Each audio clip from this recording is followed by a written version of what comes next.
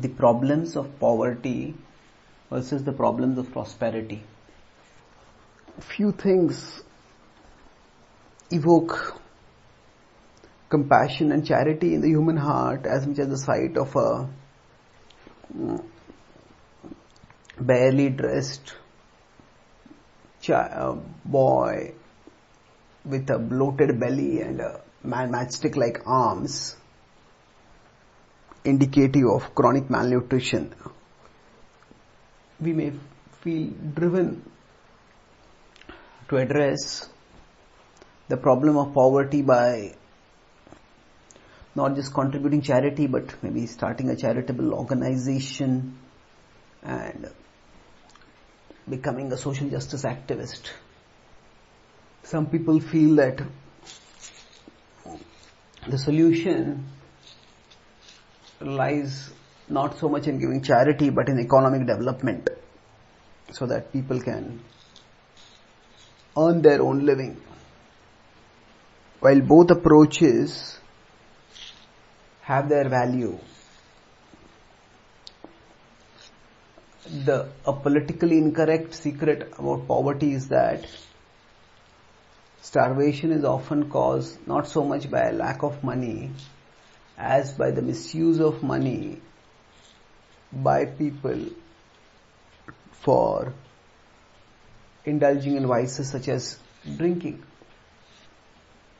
Often, even if charity is given to a person who is alcoholic, they will abuse it for drinking rather than for feeding themselves or feeding their families. If instead of giving charity, even if some jobs are provided and the locality develops economically, still that underlying mentality to pander to vices may remain. And thus the problem of poverty may be replaced by the problems of prosperity. A poor person might get intoxicated with some cheap wine. A wealthy person might do the same with some expensive one. Active in every human heart, be it rich, poor or rich, is a self-destructive instinct.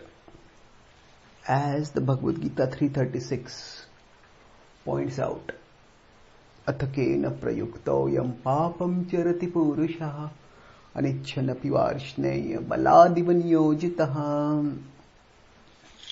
That what impels one to wrong actions, even if they don't want to do it, this self-destructive instinct within humanity is due to our forgetfulness of the true source of meaning and joy, being disconnected from the divine who is our source and destination, the all-attractive Krishna. We are seeking pleasure in other things. It is only by spiritual development that we can access non-material forms of happiness and thereby become more resistant to self-destructive allurements. And Gita wisdom stands ready with many resources for such spiritual development. Only when economic development is coupled with spiritual development can the problem of the self-destructive instinct be solved. Otherwise, economic development without spiritual development will simply replace the problems of poverty with the problems of prosperity.